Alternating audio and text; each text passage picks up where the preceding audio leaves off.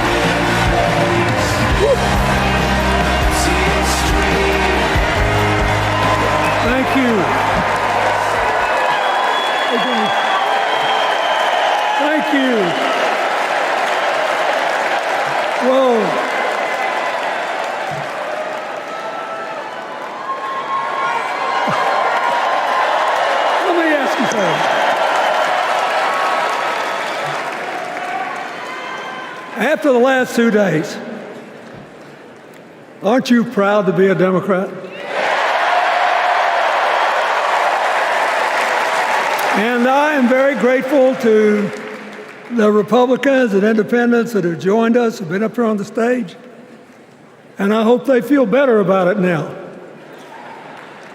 Because I've seen all these things that even I have to be reminded of from time to time when I get my spirits down.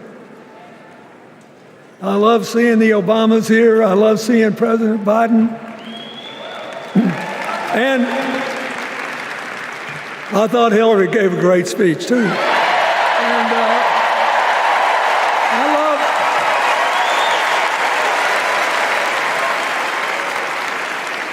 I love seeing all these young leaders. A bunch of them are coming up after me. They look better, they sound better, and they'll be exciting. I do want to say one word about President Biden. Remember, he had an improbable turn that made him president. And we were in the middle of a pandemic and an economic crash. He healed our sick and put the rest of us back to work. And he strengthened our alliances for peace and security. He stood up for Ukraine. He's trying desperately to get a ceasefire in the Middle East.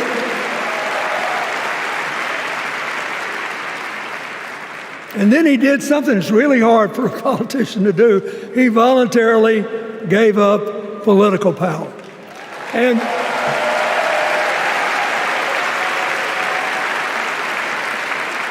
George Washington knew that, and he did it. And he set the standard for us serving 2 terms before it was mandatory. It helped his legacy. And it will enhance Joe Biden's legacy.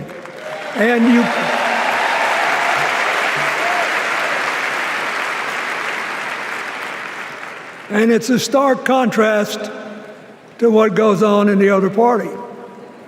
So I want to thank him for his courage, compassion, his class, his service, his sacrifice.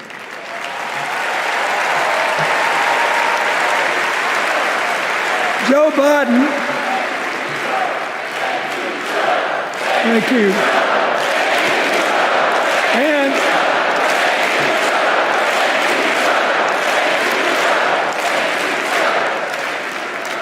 he kept the faith, and he's infected a lot of the rest of us. Now let's cut to the chase. I am too old to gild the lily. 2 days ago, I turned 78, the oldest man in my family of 4 generations. And the only personal vanity I want to assert is I'm still younger than Donald Trump.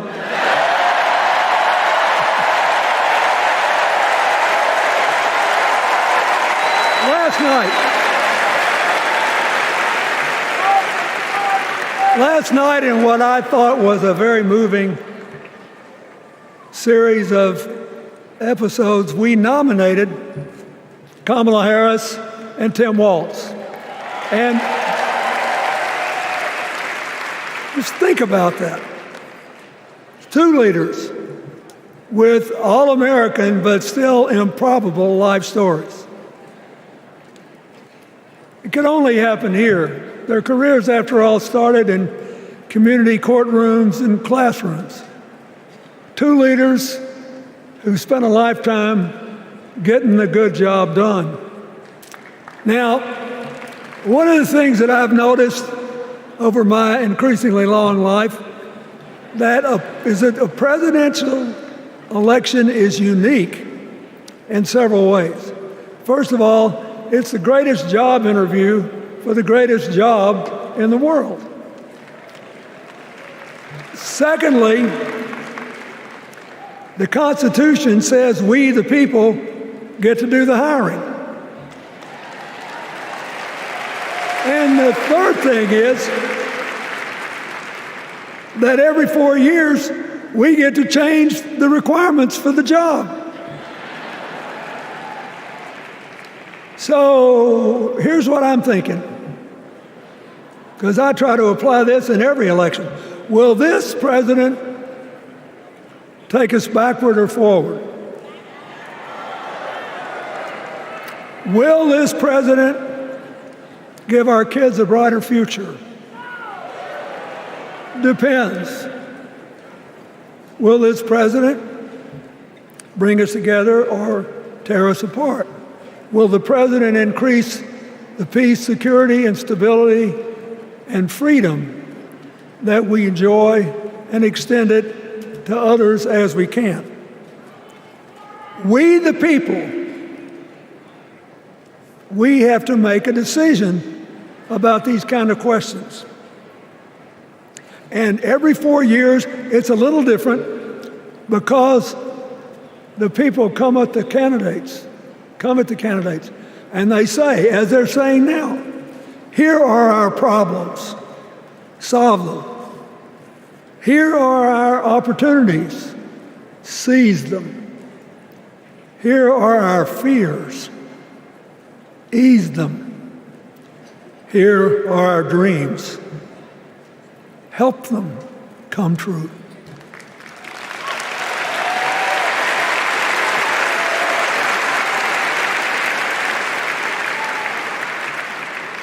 A president can answer that call by saying, I'll do my part, but you have to help me. We have to work together.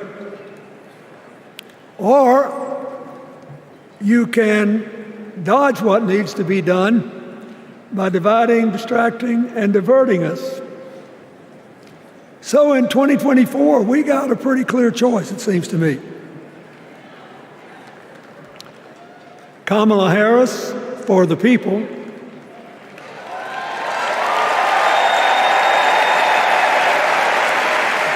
and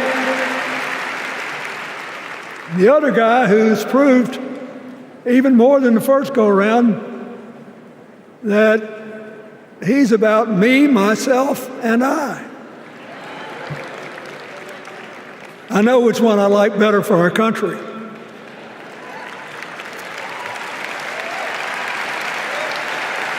Kamala Harris will work to solve our problems, seize our opportunities, ease our fears, and make sure every single American, however they vote, has a chance to chase their dreams.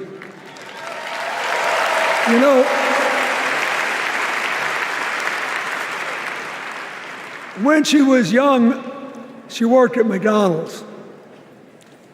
And she greeted every person with that 1,000-watt smile and said, how can I help you? Now she's at the pinnacle of power, and she's still asking, how can I help you?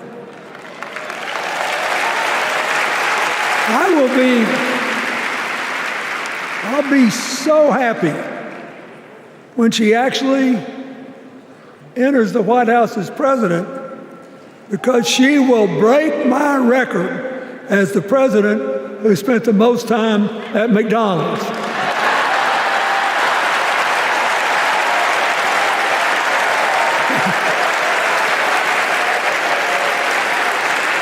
Now, but we got an election to win.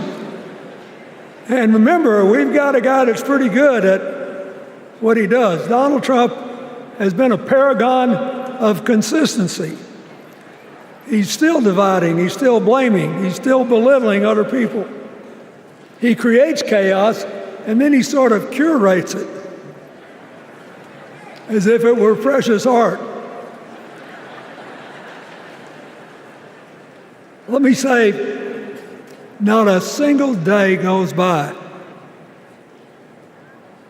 even though I've been gone for well over 23 years from the White House, not a day goes by that I don't thank the Lord for the chance I had to serve and what it meant. And one of the reasons, thank you. Wait.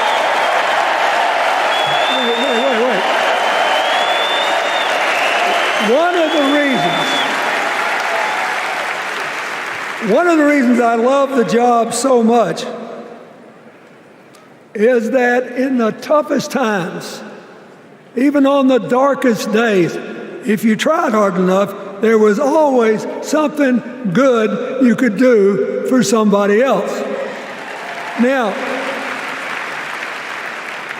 some days that's not easy to do. You've got to deal with all these emergencies, or there's something going on here, there, or yonder. But Kamala Harris is the only candidate in this race who has the vision, the experience, the temperament, the will, and yes, the sheer joy to get something done.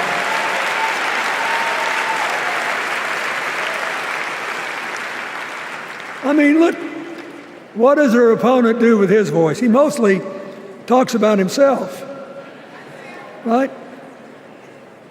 So the next time you hear him, don't count the lies. Count the eyes.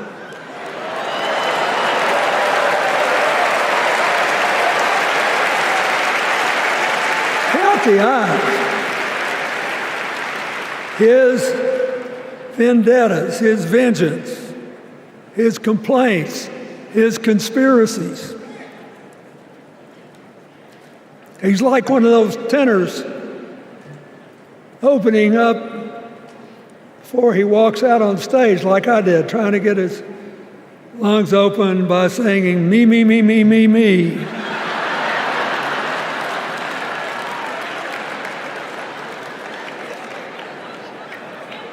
When Kamala Harris is president, every day will begin with you, you, you, you.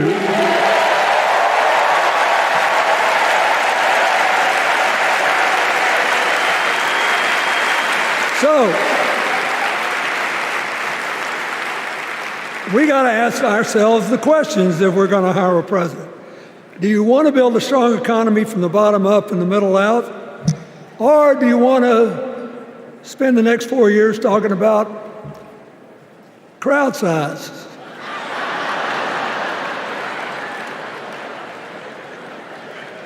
You're going to have a hard time believing this, but so help me, I triple-checked it. Since the end of the Cold War in 1989, America has created about 51 million new jobs. I swear I checked this 3 times. Even I couldn't believe it. What's the score? Democrats 50, Republicans 1.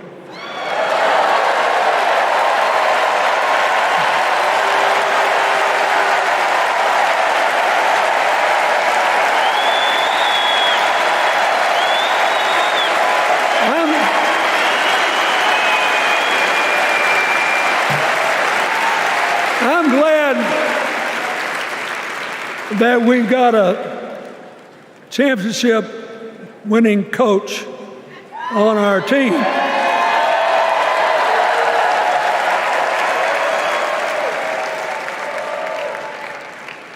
But even the most limited of us in what we know about football or any other sport knows that if you're got 50 and the other side's got 1, you're ahead.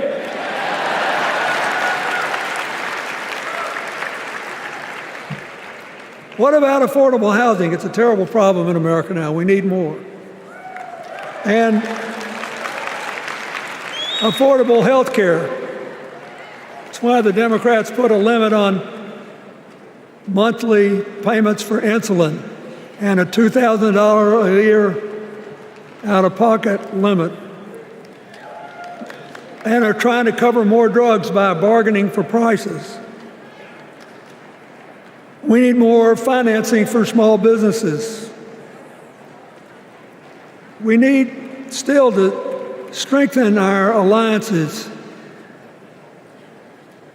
I almost croaked in the first debate of this election season when President Trump said nobody respected America anymore like they did when he was president. Wait. And with a straight face. Look, you got to give him. He's a good actor.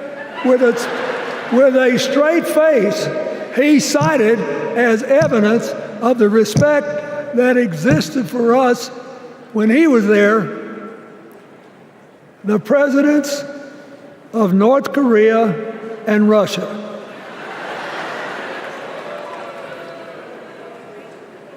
I'd rather have the people who respect us now. And one of the things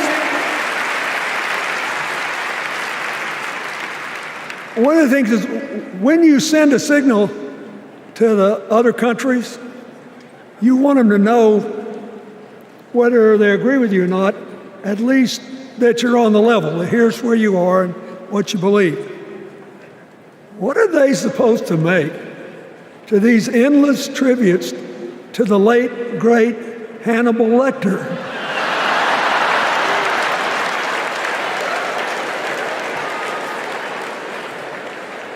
I mean, President Obama once gave me the great honor of saying I was the explainer-in-chief. Folks, I've thought about it, and I don't know what to say.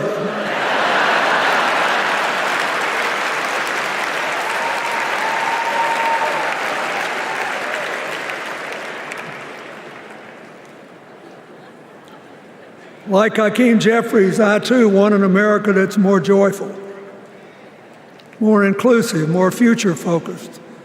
Just think what a burden it's been on us to get up day after day after day after day, buried in meaningless hot rhetoric, when there's so many opportunities out there, so many problems that need to be solved.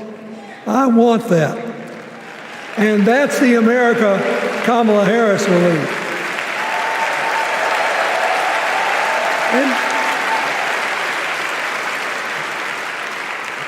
she's already made her first presidential decision, and she knocked it out of the park when she asked Governor Tim Walz to be her nominee for vice president.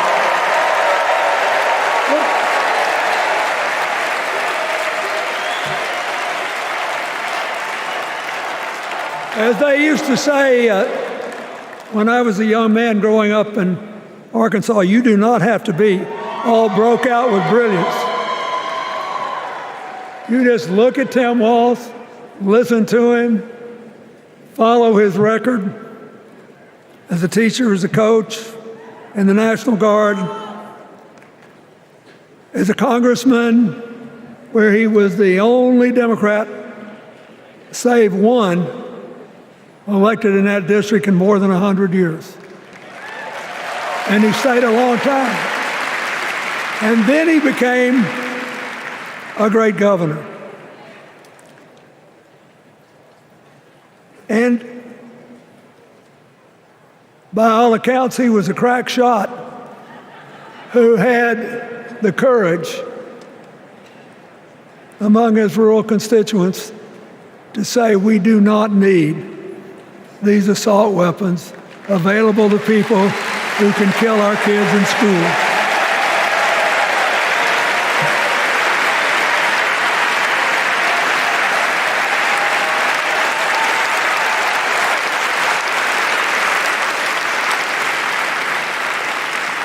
So, armed with her first decision, Kamala Harris confronts an interesting dilemma. We're going to walk out of here feeling pretty good, I think. We've got energy, we are happy, we feel like a load's off our shoulders. And we know we're just being asked to fight the same fight that the forces of progress have had to fight for 250 years. In the face of stiff and often violent opposition, we have to find a way to go forward together, where we the people make our union more perfect. So, that's a good thing. How could we possibly lose? Kamala Harris has fought for kids her whole life that were left out and left behind. She's taken on gangs trafficking across the border. She's fought to protect the rights of homeowners. She's been our leader in the fight for reproductive freedoms, and we know a majority of the American people are with us on that.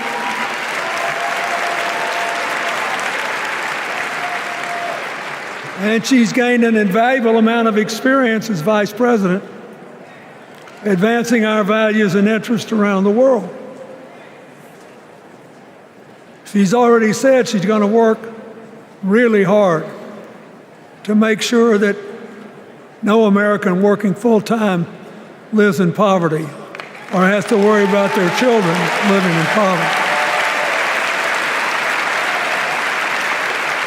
She says that we got to make home ownership an achievable dream for everyone, not just a privilege. She said that and this meant a lot to me, that she would protect everybody's right to vote, whether or not they voted for her. They were citizens and they deserved the right to vote.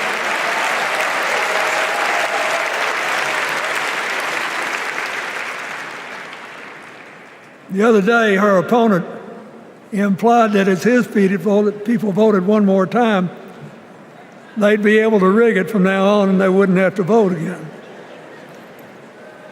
You think they're kidding, but I know a lot of these folks, and most of them are really good people, but some of them think that they are bound to dominate America politically, economically, and socially, and they have to use politics to do it, and they should rig the system. I don't believe that. And so here's what I want to tell you. We've seen more than one election slip away from us when we thought it couldn't happen, when people got distracted by phony issues or overconfident. This is a brutal, tough business. I want you to be happy. One of the reasons that President-to-be Harris is doing so well is that we're all so happy.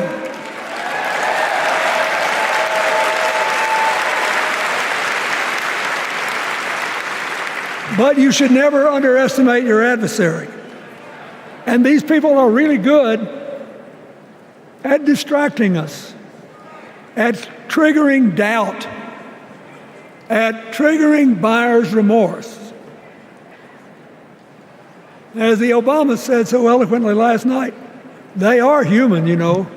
They're bound to make a mistake now and then. We got to be tough. And so, as somebody who spends a lot of time in small towns and rural areas in New York and Arkansas and other places, I urge you to talk to all your neighbors. I urge you to meet people where they are. I urge you not to demean them, but not to pretend you don't disagree with them if you do. Treat them with respect, just the way you'd like them to treat you.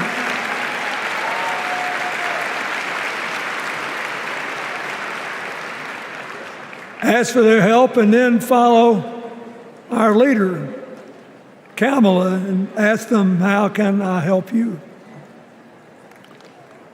We Democrats right now have a lot of hay in the barn. We've got massive achievements, massive advances, but there's still a lot of slips between today and Election Day that we have to navigate. And so I want to say this from the bottom of my heart. I have no idea how many more of these I'll be able to come to. I started in '76, and I've been to every one since. But no, 72. Lord, I'm getting old. But here's what I want you to know. If you vote for this team, if you can get them elected and let them bring in this breath of fresh air, you will be proud of it for the rest of your life. Your children will be proud of it. Your grandchildren will be proud of it.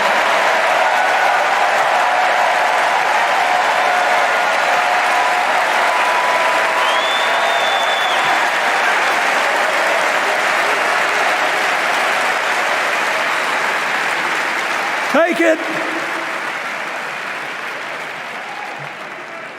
from a man who once had the honor to be called in this convention the man from hope. We need Kamala Harris, the president of joy, to lead us. So,